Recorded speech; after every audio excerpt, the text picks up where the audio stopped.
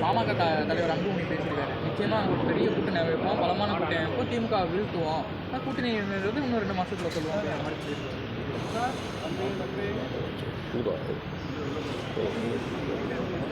அது அவருடைய ஆசை. தன்னை பின்பற்றக்கூடிய தொண்டர்களுக்கு அவர் ஒரு நம்பிக்கையை தருவதற்காக சொல்லுகிறார். திமுக தலைமையிலான கூட்டணி மட்டும்தான் தமிழ்நாட்டில் ஒரு கூட்டணியாக இருக்கிறது. மற்ற எதிர்க்கட்சிகள் ஒரு கூட்டணியாக உருவாக முடியாத அளவுக்கு சிதறி கிடக்கிறார்கள். அவர்களுக்கிடையிலே இன்னும் ஒரு ஒருமித்த கருத்தே உருவாகவில்லை, ஒன்றாக முடியவில்லை. கூட்டணியாக உருவாக முடியாத நிலையில் திமுக கூட்டணியை வீழ்த்துவோம் என்று சொல்லுவது நகைப்புக்குரியதாக இருக்கிறது. கூட்டணியில் பங்கு, ஆட்சியில் பங்கு அப்படின்னு சொல்லி ஒரு கோரிக்கை உங்கள் கட்சியிலேருந்து வச்சுருந்தீங்க. அது இப்போ எந்த நிலைப்பாட்டில் நீங்கள் இருக்கிறீங்க? உங்களோட செயல்பாடு எப்படி இருக்கு? இது குறித்து ஏற்கனவே பல முறை நான் பதில் சொல்லிவிட்டேன். இது ஒரு கட்சி முன்கூட்டியே வெளிப்படையாக சொல்லக்கூடிய ஒரு நிலைப்பாடு அல்ல.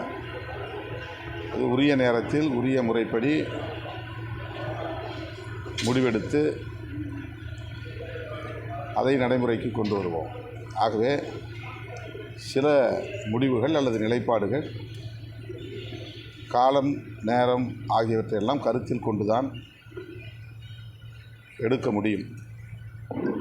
எனவே இதை திரும்ப திரும்ப நாங்கள் சொல்ல வேண்டிய தேவையில்லை. உரிய நேரத்தில் அந்த முடிவை எடுப்போம். பாமக ஒரு அணி திமுக கூட்டணிக்கு வர மாதிரி ஒரு பிளான் இருக்கு.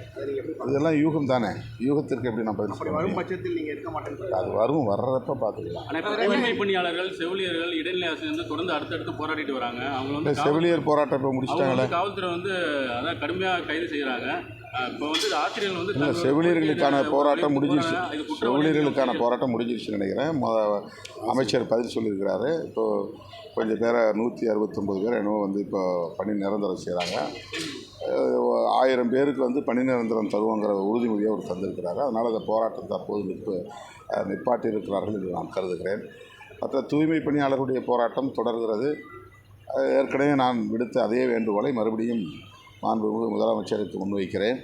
தூய்மை பணியாளர்களின் கோரிக்கைகளை அலட்சியப்படுத்தாமல் உடனடியாக பரிசீலிக்க வேண்டும். அந்த கோரிக்கையை நிறைவேற்றுவதற்கு முன்வர வேண்டும். ஆசிரியர்கள் தங்கள் கோரிக்கையை தான் போராடுறோம், எங்களை குற்றவாளி போல அவங்க நினைக்கிறாங்க அப்படின்னு சொல்லி சொல்கிறாங்க. அவங்க கோரிக்கை அவங்க தேர்தல் அறிக்கையில் சொன்னதை நிறைவேற்றன்னு சொல்கிறாங்க. அதெல்லாம் நிதி இல்லைன்னு சொல்லுது அரசு. எப்படி பார்க்குறீங்க?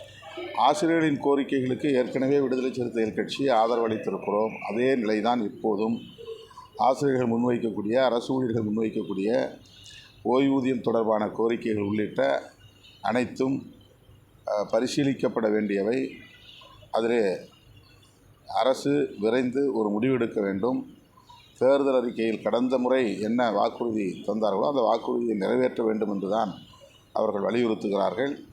ஆகவே முதலமைச்சர் அவர்கள் இது குறித்து தீவிரமாக கலந்தாய்வு செய்து ஒரு நல்ல முடிவை எடுக்க வேண்டும் என்று வலியுறுத்துகிறேன். தொடர வேண்டும் அவசியம் எங்களுக்கு இல்லை, எங்களுக்கு நிறைய ஆப்ஷன் இருக்குன்னு நீங்கள் பேசியிருக்கீங்க.